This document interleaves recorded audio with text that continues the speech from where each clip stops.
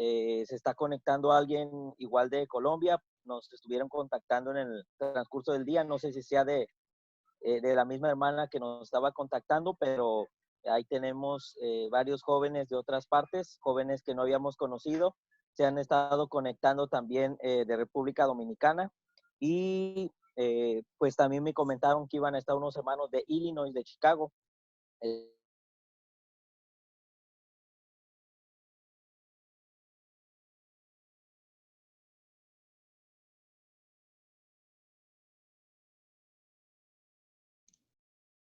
¿Alguien? Pantalla. Chris, si en dado caso revisa el chat o si alguno de los muchachos abre su micrófono por lo de la red, la semana pasada sí nos pasó que no te escuchábamos tan bien. Así que es buena idea que como ahorita lo haces, mantengas tu cámara apagada para que tu red no se vaya y podamos entenderte mejor, podamos escucharte mejor. Ok, gracias, hermano. Como quiera, si hay alguna pregunta o alguien levanta la mano y yo no me doy cuenta, ahí nuestro hermano Alex o nuestro hermano Samuel que me avisen, ¿ok? Bueno, la semana pasada, muchachos, estuvimos entrando con este tema y el pasaje base de nuestra lección era Efesios 4, 14 y 15. Un breve resumen de lo que estuvimos hablando respecto a esto. El pasaje de Efesios nos menciona que había una actitud o había unos miembros dentro de la congregación de Éfeso a los que Pablo les llama niños. Esto es una condición espiritual, habíamos comentado eso. Entonces, creo que no es nada más una situación de la iglesia en Éfeso, sino hoy día dentro de la iglesia del Señor, donde quiera que esté, sea en Ensenada, San Felipe, en Tijuana, en Monterrey, en Colombia. Dentro de la iglesia vamos a hablar de los jóvenes. Hay jóvenes que son maduros, que se comportan como jóvenes maduros, y hay jóvenes que se comportan o actúan como niños. Y es fácil identificar precisamente en la manera de vivir, en la manera de hablar, en la manera de comportarse. Se da uno cuenta quién tiene una actitud de madurez y quién todavía actúa como niño. En el sentido espiritual, esto debe ser identificado porque si entendemos o si comprendemos que nuestra etapa ya no debe ser la de niños espirituales, sino de un joven maduro, podremos encontrar puntos y áreas de mejora y pues ir avanzando. En este caso, Pablo invita a los hermanos de Éfeso a eso. Dice, para que ya no seamos niños fluctuantes.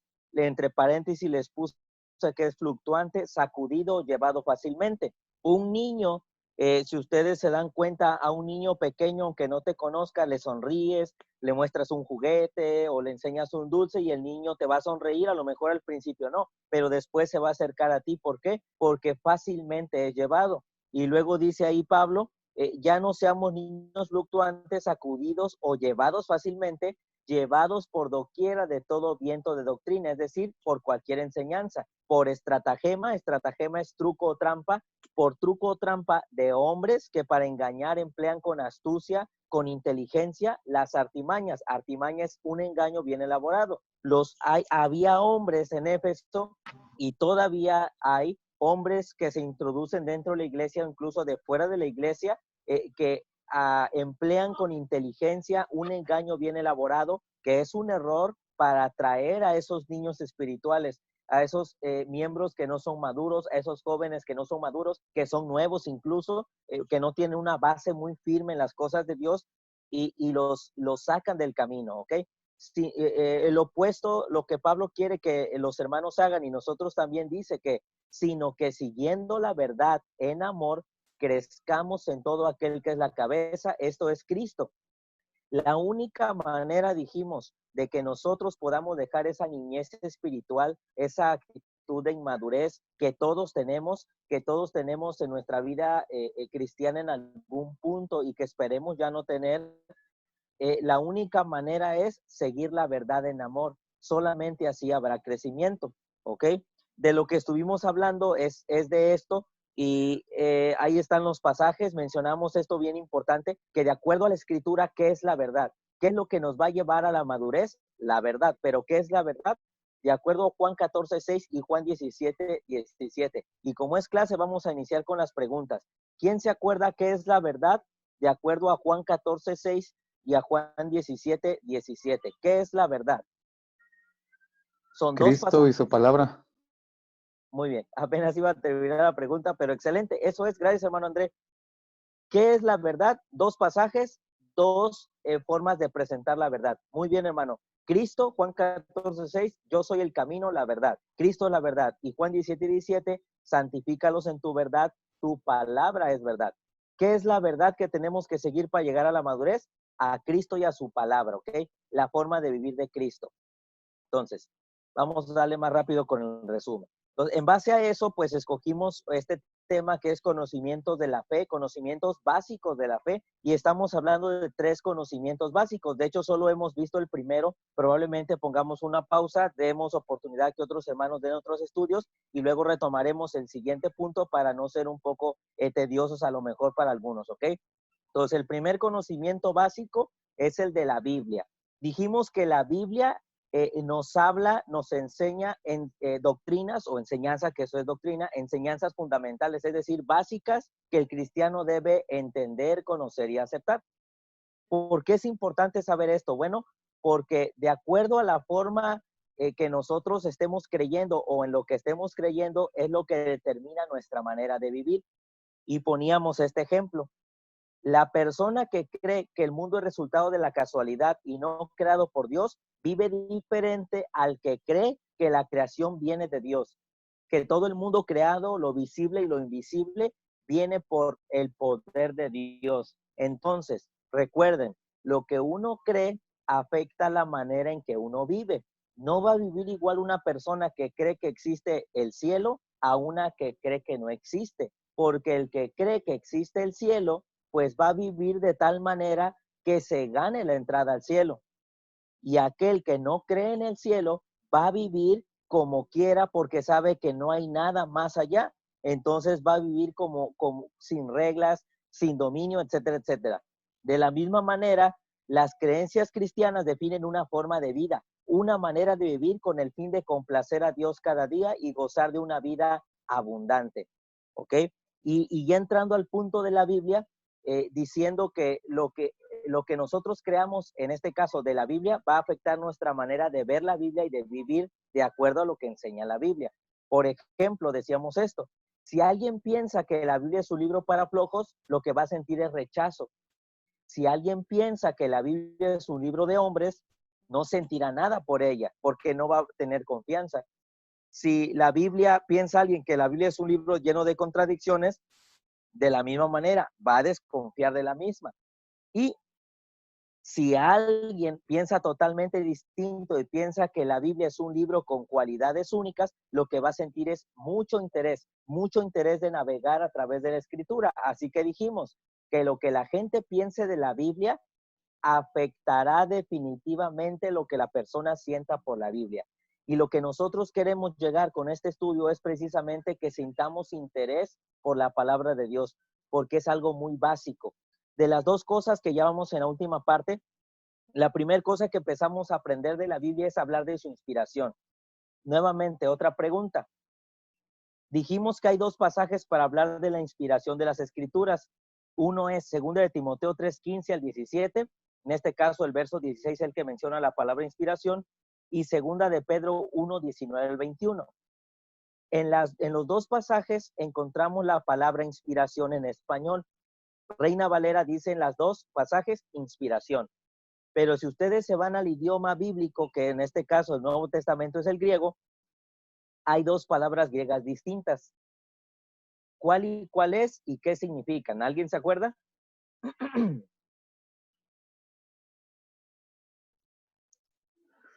Si no mal recuerdo, una era soplo de vida, pero no recuerdo cuál era, si era Timoteo o Pedro. Ok, uno es soplo de Dios y el otro, Sí, soplo de Dios. bueno, se los voy a decir. Acuérdense, el de Timoteo es teopneustos, okay, teo de teos, neustos de neuma, de soplo, el soplo de Dios. Según de Timoteo 3:15 al 17, en especial 16, toda escritura es inspirada por Dios, viene de Dios, es soplada por Dios, fue exhalada por Dios, proviene de Él. Y segunda de Pedro 1, 19 al 21 dice que los santos hombres de Dios escribieron o hablaron siendo inspirados por el Espíritu Santo. En este caso, la palabra inspiración de Pedro es peromenoi o peromenoi, que significa mover, llevar o traer. ¿Por quiénes fueron movidos estos hombres? Por el Espíritu Santo. Así que es bien importante que nosotros sepamos esto, porque hay quien cree que la Biblia solamente es un documento humano, es escrito por hombres. Hay quien cree que la Biblia es parcialmente inspirada y hay otros como nosotros que creemos que es inspiración total. Esto ya lo vimos, por eso me estoy yendo rápido, estoy pasando rápido porque ya lo vimos. Solamente es un recordatorio para los que no estuvieron o les interesa, igual después mandan un mensaje y les podemos pasar el archivo, ¿ok? Entonces, hay tres maneras de pensar del hombre. Que la Biblia es obra de hombres totalmente, que es parcialmente inspirada y totalmente inspirada. Si ustedes y yo creemos que la Biblia es de hombres, ya dijimos, no nos va a interesar leer la Biblia. No nos va a interesar que la Biblia sea nuestra forma de vivir, que sea nuestro manual de vida. Si creemos que es parcialmente inspirada, bueno, vamos a escoger algunas partes sí, algunas no. Algunas voy a obedecer, algunas no, probablemente a conveniencia. Pero si yo creo que es totalmente inspirada porque viene de Dios y Él la sopló, la exhaló y movió a los hombres para escribir, bueno, lo que me queda entonces es obedecerla, conocerla y obedecerla. Ustedes y yo que creemos que la inspiración es total en la escritura, creemos que viene de Dios, que es útil, que es completa y que es necesaria. Esto fue el último que estuvimos hablando. La Biblia viene de Dios, es totalmente, es útil para toda necesidad espiritual, es completa, es perfecta y es necesaria para nuestra vida. Ojalá podamos entender estas cuatro palabras y considerarlas muy bien para nosotros. La Biblia viene de Dios, es útil, completa y necesaria. ¿Ok? Y empezamos a hablar o dejamos una tarea, igual no sé si alguien la hizo, hablamos o íbamos a hablar el día de hoy, vamos a hablar de las cualidades, ya hablamos de la inspiración, ahora vamos a hablar de las cualidades de la Biblia. Y el primer punto es que la Biblia es única en formación. Dijimos que este pequeño bosquejito de 5 puntos, algunos ya lo han escuchado antes, y se me hace muy interesante para poder hablar de la Biblia. Son 5 puntos. ¿Alguien investigó algo de alguno de estos 5 puntos? La tarea era, la Biblia es única en formación, circulación, traducción, supervivencia y enseñanzas. Muchachos, esto es bien básico, ¿ok? Bien básico. Yo sé que muchos de ustedes ya lo saben, probablemente otros lo estén aprendiendo o a lo mejor algunos otros no lo han escuchado antes, pero es bien básico e importante que nosotros, bueno, en este caso ustedes, como jóvenes, tengan un conocimiento base de su fe, que no seamos un joven que simplemente asiste porque lo llevan, que simplemente hace las cosas porque lo obligan, sino que tengamos una convicción propia. Es bien importante eso para no ser niños, porque a lo mejor en apariencia sí somos maduros, pero interiormente o espiritualmente lo que hago es por obligación. Y en realidad eso también habla de una niñez espiritual, de una inmadurez. Así que por eso decidimos hablar temas, un poquito de reflexión en las primeras semanas y ahora ya entrar con temas que nos beneficien a nuestro conocimiento y no solamente intelectual, sino que lo podamos compartir y afirmar nuestra fe. Itzel levantó su mano, dijo que sí investigó algo. Escoge, Itzel, si quieres, de los 5 puntos, porque sé que muchos de los demás hicieron su tarea y para que no les pases copia de todo, escoge de los 5 puntos, 2 y dinos qué investigaste de 2 de los 5. Escoge de los 2 que más te gustaron y coméntanos de 2, por favor, Itzel. Ok, pues sí investigué todos, pero del que más me interesó fue que es única en su traducción y decía que ha sido hasta 2015, es la información que encontré, que había sido traducida, que existen 6.909 lenguas en el mundo y la Biblia había sido traducida a 2.932, que es casi la mitad. Supongo que ahorita ya son más, porque ya pasaron 5 años de esa información. También decía acerca de que es única en su circulación y que según encuestas que se han hecho, al menos en cada casa normalmente se encuentra una Biblia. Entonces, aunque no sean cristianas las personas, normalmente se puede encontrar una Biblia en cualquier casa. Y pues, ya. Excelente. Es más, coméntanos de una vez de los 3 puntos restantes. Me gustaría escuchar qué encontraste. Ok. También decía que es única en su supervivencia, que ha sido atacada, ha sido perseguida e incluso difamada, criticada, y también que es única en sus enseñanzas. Nos enseña acerca de profecías, acerca de historia y acerca de muchos personajes. Y que también es única en su influencia, ya que ha influido mucho en la literatura cristiana o incluso en de otras religiones. Ha sido como tema de plática en esas denominaciones. Ok, excelente. ¿Alguien más hizo o investigó algo? ¿Quién dice yo? ¿De alguno de los 5? Bueno, Yo, hermano. a ver, Karina, adelante.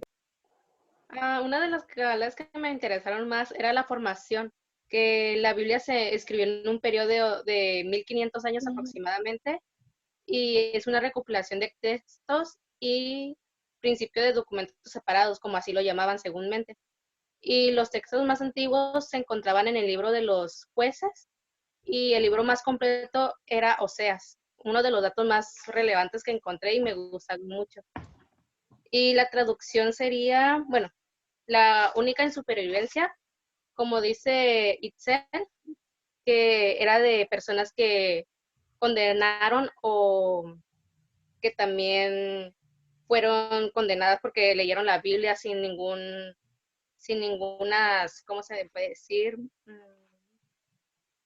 Por órdenes de las personas que tenían mucho poder, que no querían que la Biblia fuera superior a ellos. Y sería todo, bueno, y más cosas. Ok, excelente. Gracias yo sé que a lo mejor hay más, pero les da pena tal vez, o igual a lo mejor se comió su tarea el perro, pero gracias a los que hicieron su tarea, gracias a los que investigaron, y ahorita como quiera lo vamos a mencionar, pero creo que también es de nuestra parte poder ir más allá y corroborar la información. Prácticamente esto es algo muy básico, como dijimos, y es algo que ya se mencionó y ya conocemos. Única información. Por ejemplo, fue escrita en un periodo de 1600, de 1500 a 1600 años, son las cifras más conocidas. 1500 hablando del Antiguo Testamento y 100 años hablando del Nuevo Testamento, así que 1600 años. Escrito a lo largo de 60 generaciones diferentes, escrito por 40 hombres de todas las clases sociales. Hablamos de 40 hombres, pero también diferentes, desde reyes, pescadores, pastores de ovejas, doctores, sabios, etcétera, etcétera. O sea, muchas personas diferentes, de diferentes generaciones, de diferentes países, de diferente lenguaje, escribieron en la Biblia. Bueno, escribieron para que futuramente o hoy nosotros la conozcamos como Biblia. En aquellos tiempos escritos en pergaminos, rollos, etcétera, ¿ok? Escrito en diferentes lugares y escrito en 3 idiomas diferentes. Ahora, esto es bien importante porque ahora que hablamos ya de la inspiración, sabiendo que fue escrita por 40 hombres a lo largo de 1600 años, creo que nos debe parecer interesante saber que lo que dice Moisés en Génesis es exactamente o suma totalmente, no hay contradicción con lo que dice Juan en Apocalipsis. O sea, se llevaban 1500 años de diferencia de escribir uno de otro y todos concuerdan. ¿No les parece interesante eso? ¿No les parece que personas que son pastores, reyes, doctores de diferentes incluso continentes, de diferentes idiomas y tiempo, no escriban con diferencias o se contradigan uno de otro? Y miren, esto es bien sencillo. Por ejemplo, para que vean que entre nosotros mismos puede haber diferencias. Por ejemplo, si yo ahorita les hago una pregunta de nuestro presidente Andrés Manuel López Obrador, yo sé que dentro de ustedes va a haber quien esté de acuerdo con la manera en que gobierna y hay quien va a estar en desacuerdo con la forma en que gobierna. A ver, levante su mano de los que tienen la cámara. ¿Quién está de acuerdo en la forma en que él gobierna? 1, 2, 3 y otros más o menos. Bueno, digan quién no de plano no está de acuerdo. ¿Quién no le gusta cómo hace las cosas? 1,5, ¿ok? Bueno, entonces, miren, entre nosotros mismos hay esas diferencias. Vivimos en una misma generación, somos del mismo país, hablamos el mismo idioma, pero no pensamos igual en el mismo tema. Unos creen que gobierna bien, otros creen que gobierna mal y otros que más o menos. Y lo mismo si hablamos, por ejemplo, de un tema muy común, por ejemplo, el cine. Hay quien les gusta las películas de terror, hay quien les gusta las películas de acción, hay quien les gusta las películas animadas y no vamos a coincidir. ¿Por qué? Porque somos diferentes. Ahora, los hombres que escribieron la Biblia eran muy diferentes por los años en que vivieron, el país de donde eran, el idioma que tenían, etcétera, etcétera, y tenían todo en común. No se contradice la Biblia en ninguna parte. ¿Cuál es la respuesta de todo esto? Es que viene de Dios, es inspirada por Dios, ¿ok? Esa es la única respuesta. Entonces, por eso la Biblia es única en su formación. Los tres idiomas que ustedes ya lo saben es el hebreo, arameo y griego. El hebreo y el arameo, en su mayoría el Antiguo Testamento en hebreo, algunas porciones en arameo, sobre todo de Daniel, y en el Nuevo Testamento el griego predomina, pero también hay unas porciones de arameo, ¿ok? El hebreo era la lengua de Judá, el arameo la lengua del cercano oriente, y el griego el idioma del Nuevo Testamento, el idioma internacional en tiempos de Jesús. El imperio dominante eran los grecorromanos y era el idioma que tenían, ¿ok? Era el idioma común o nacional. Ahora, la Biblia es única en su circulación. Decimos esto, como lo dijo Itzel, es el libro que está en la mayoría de los hogares del mundo. Es el libro más vendido del mundo, es el libro más barato del mundo porque incluso lo regalan los gedeones. Ahorita vamos a ver quiénes son estos hombres. Y es el libro también más caro del mundo. Y vean también estas características, el más barato y el más caro. Y esto nuevamente, esto también es muy interesante. ¿Cómo una misma cosa puede ser cara y barata a la vez?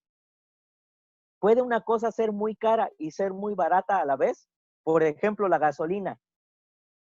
El mismo litro de gasolina puede ser caro y barato a la vez. Bueno, pueden decir algunos, sí, dependiendo del lugar donde esté, pero en el mismo lugar, en la misma estación, puede ser caro y barato a la vez. No, o es caro o es barato, o subió el precio o bajó totalmente el precio. Entonces, y así con muchas otras cosas más.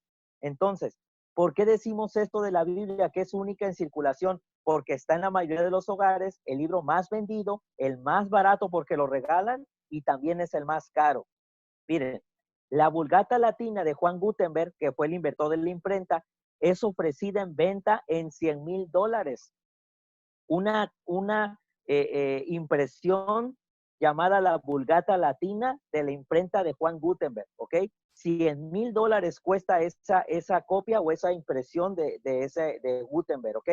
Y otra porción llamada el Códice Sinaítico es vendida por los rusos, fue vendida por los rusos en Inglaterra en $510,000.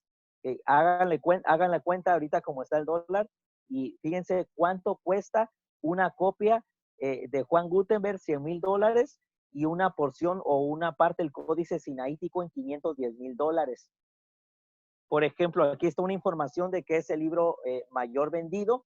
Igual ahorita no vamos a leer esa información, pero igual si a alguien interesa se la paso o lo que alcancen a leer ahí, ¿ok?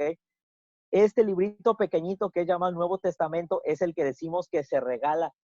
Hay un grupo llamado los Gedeones. De hecho, si ustedes se dan cuenta, esos Nuevos Testamentos hasta abajo dice que está prohibida su venta y dice que se da por los Gedeones. Es un grupo, una asociación que se dedica a imprimir Nuevos Testamentos y a regalarlos, ¿ok? Entonces, aquí está lo que es la impresión de Gutenberg y aquí de este lado está el Códice Sinaítico, el que cuesta $510,000. Entonces, la Biblia está en casi todos los hogares. Es el libro más vendido de la historia, es el libro más barato porque lo regalan incluso los gedeones y el más caro. Ya vimos cuánto cuestan estas copias, una 510,000, otra 100,000. Y ahí tenemos en cuestión de el libro más vendido, lo tenemos en primer lugar, luego siguen citas de Mao Zedong, Harry Potter, Señor de los Anillos, etcétera, etcétera. ¿Ok? Bueno. 3, la Biblia es única en su traducción. Ese libro que fue el primero en traducirse, en este caso, la Septuaginta. Ya alguna de nuestras hermanas jóvenes, mencionó por ahí esta información. La Septuaginta es la traducción griega del Antiguo Testamento, lo que fue del hebreo al griego, ¿ok? Hecha por órdenes del rey Ptolomeo Filadelfo en el 250 a.C.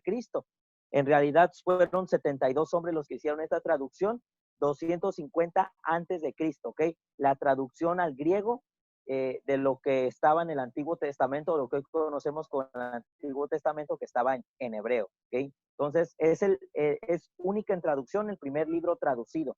Y también es el que más veces se ha traducido, como también ya lo mencionaron. Esta información habla de 2.123 idiomas a los que ya se ha traducido la Biblia. Creo que Itzel mencionó 2.900, si no me equivoco. Entonces ahí andamos con las cifras. Entonces, vean cómo la Biblia es un libro único, es un libro impresionante y que debe generar en nosotros amarlo y querer obviamente leerlo y compartirlo. La Biblia es única en supervivencia, como dijo Itzel, ha sobrevivido al tiempo, a la crítica y a la persecución.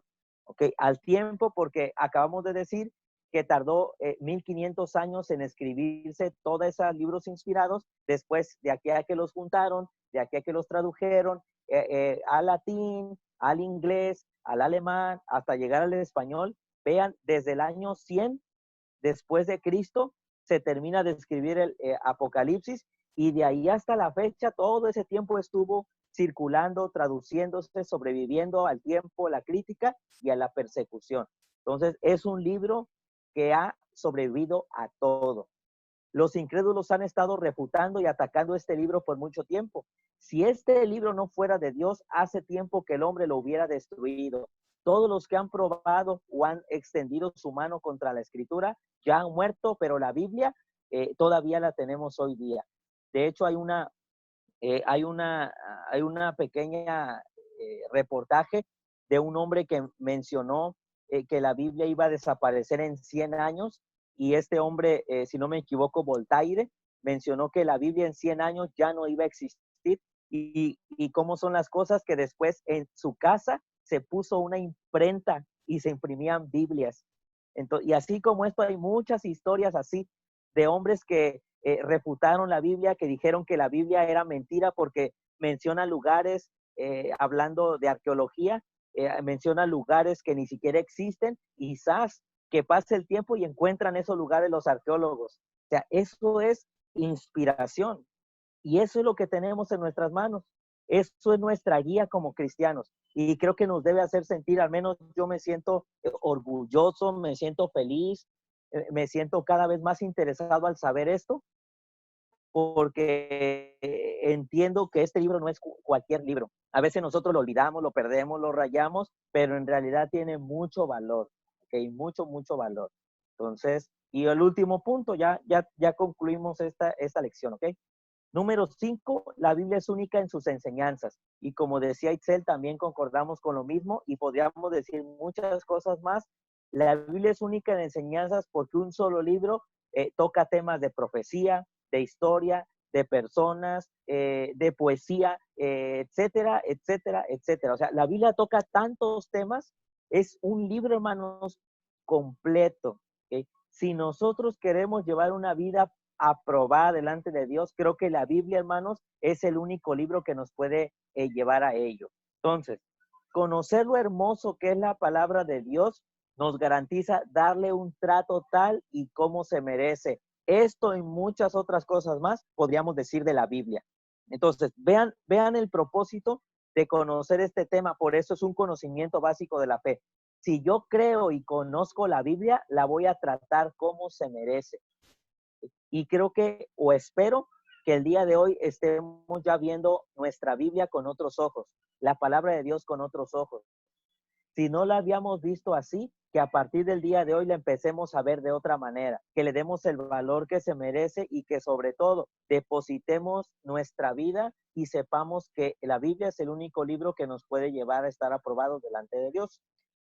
Los que creen que la Biblia es palabra de Dios también aceptan esta siguiente verdad: que la Biblia es poderosa.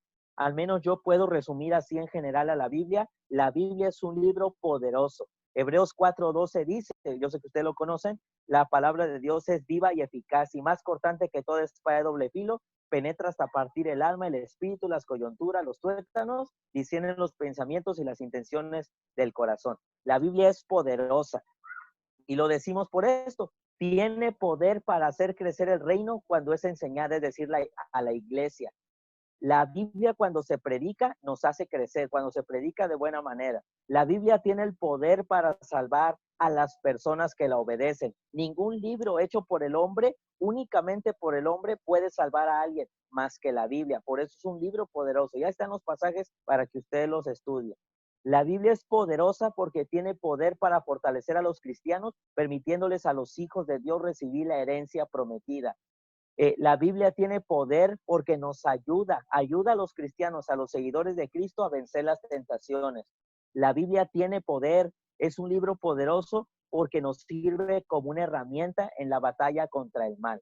Y la Biblia tiene poder para convertir incluso a los incrédulos, es decir, a los que creen al principio que la Biblia es obra de hombres o que es parcialmente inspirada, después de leerla, de estudiarla y de comprobar que tiene 0 errores, no queda más que reconocer que es palabra de Dios y que necesitamos obedecerla. Entonces, decimos que la Biblia es un libro poderoso porque nos hace crecer, nos salva, nos fortalece, nos ayuda. Es una herramienta y nos convierte a los caminos de nuestro Dios. De nosotros depende el uso que le demos, nada más de nosotros. Recuerden Juan 14:15, que dice, si me amáis, guardad mis mandamientos. Bueno, este ya es el otro tema. Entonces, si me amáis, guardad mis mandamientos. Entonces, de nosotros depende, como dijimos, qué uso le vamos a dar a la escritura. El único buen uso precisamente es el de Juan. Si me amáis, obedece lo que está escrito. Ahora, la contraparte de este verso es, no me obedeces porque no me amas. Es lo opuesto de este pasaje. Si me amas, obedeces. Si no me amas, no me vas a obedecer. Si no me amas, no vas a escudriñar mi palabra. Si no me amas, vas a tratar este libro como un libro de hombres o un libro parcialmente inspirado. Pero si me amas, obedece mis mandamientos. Y los mandamientos están aquí en la Biblia. Entonces, este es el tema que estamos hablando, el de estos fundamentos o conocimientos básicos de la fe. Y hablamos de la Biblia. Faltan 2 puntos más, pero vamos a ponerle una pausa a estos temas para darle oportunidad a otro hermano que vamos a invitar el próximo lunes para compartir un tema distinto y después compartimos el siguiente y así nos vamos hasta terminar este tema. Son 3 estudios o 13 puntos y después hablaremos de otro tema o seguiremos invitando más hermanos con otras lecciones, ¿ok? Si alguien tiene ahora dudas, preguntas o comentarios, lo puede hacer. Por mi parte, quisiera decir más, pero ya no hay mucho tiempo. ¿Okay?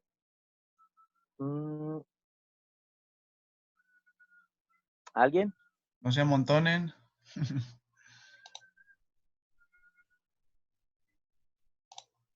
Aquí estoy leyendo los comentarios.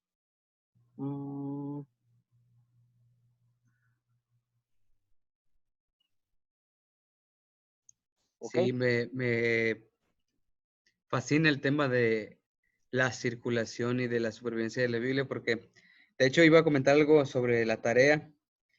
Pensando ayer, de hecho ayer pensando en la tarea, y con respecto a la circulación, pues tú lo mencionaste, Cristian, el aspecto de que precisamente fue la Biblia cuando la imprenta se inventó en Alemania por Gutenberg en el siglo XVI. La Biblia fue precisamente el primer libro impreso de la historia totalmente. El primer libro impreso de la historia fue la Biblia. Y Gutenberg lo hizo. Podría decir algún filósofo humanista que lo hizo porque era el libro que tenía a la mano y quizás tenga razón, pero yo no creo que sea mera casualidad de Gutenberg haber impreso la Biblia como primer libro en la historia presa de la imprenta.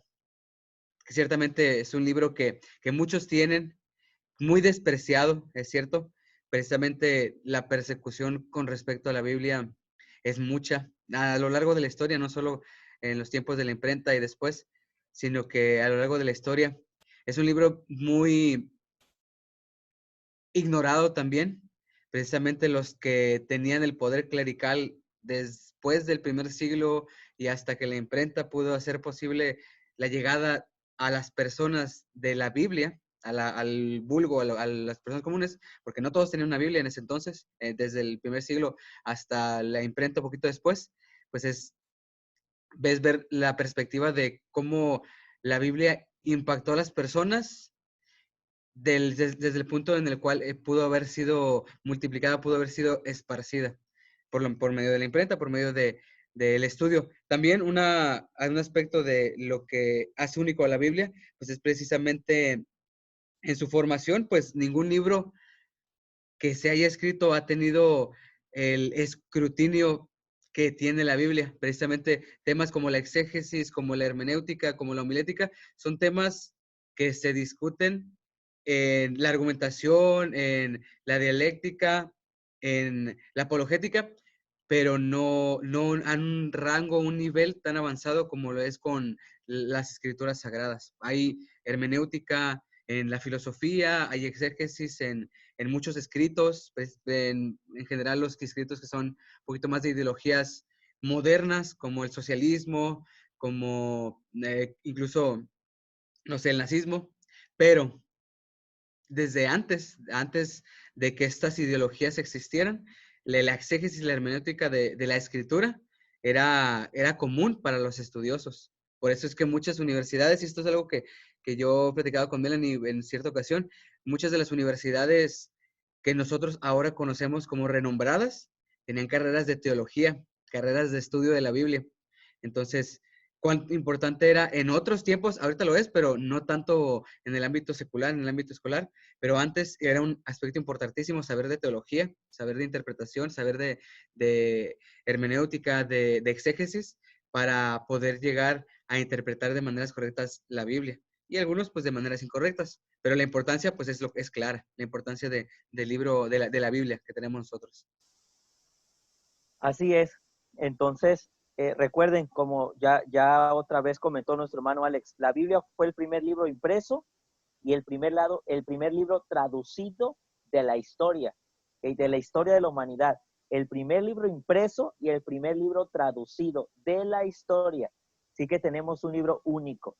Déjenme, les voy a leer dos frases. Precisamente aquí en la Biblia tengo algunas anotaciones, algunas frases que escribo aquí, le llamamos masoreta, y le voy a leer dos frases que me llaman mucho la atención, y con esto concluyo ya para dejar lugar al canto, la oración. Nuestro hermano Samuel nos indicará, y luego la dinámica.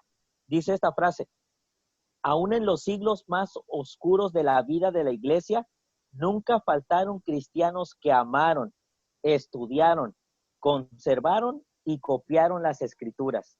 En esos momentos en los que se destruían los rollos, porque se destruyeron, los rollos originales donde se escribió lo que Dios inspiró están destruidos. Lo que nosotros tenemos son copias de copias, de copias, de copias, de copias, de copias, ¿sí?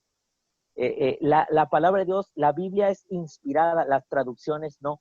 Eso es algo bien interesante también que alguna vez podríamos hablar. Pero les repito, en los tiempos más oscuros de la vida de la iglesia no faltó quien amó, estudió, conservó y copió las escrituras. Hoy día ya no copiamos tal cual, pero los tres primeros puntos sí.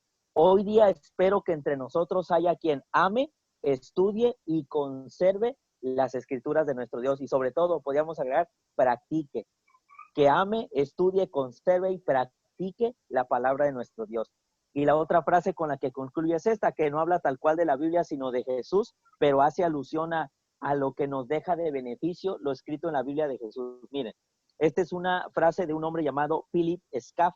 Dice: este Jesús de Nazaret, sin dinero y sin armas, conquistó más millones que Alejandro, César, Mahoma y Napoleón. Sin ciencia y erudición, derramó más luz sobre las cosas humanas y divinas que todos los filósofos y eruditos combinados. Sin la elocuencia de las escuelas, habló tales palabras de vida como nunca antes habían sido dichas y como no lo han sido después. Produjo efectos que yacen más allá del alcance del orador o del poeta. Sin escribir una sola línea, puso más plumas en acción y proveyó más temas para sermones, oraciones, discusiones, volúmenes de eruditos, obras de arte y cánticos de alabanza que todo el ejército de grandes hombres de los tiempos antiguos y modernos. Bueno, eso fue lo que hizo Jesús y ahora eso es lo que hace la Biblia, como decía alguno de nuestros hermanos, de nuestros muchachos. Hermanos, la Biblia de ahí ha dado pie a que saquen otros libros, comentarios, etcétera, etcétera, diccionarios. Todo eso hace la Biblia y ojalá nosotros podamos verla, como decíamos hace rato, con otros ojos y le demos el valor que se merece y sobre todo que entendamos que es una base, un fundamento de la fe. Lo que yo piense de la Biblia me va a llevar de la mano con lo que yo haga con mi vida, ¿ok? Bueno, entonces por mi parte es todo. Espero haya sido claro el mensaje y si a alguien le interesa el material, manden un mensaje a Alex porque no tengo su número, el número de todos, sino déjenlo en el chat y les puedo mandar por WhatsApp el Word o la presentación de PowerPoint, ¿ok? Bueno, Dios les bendiga muchachos y que tengan buena tarde, ¿ok? Aquí seguimos.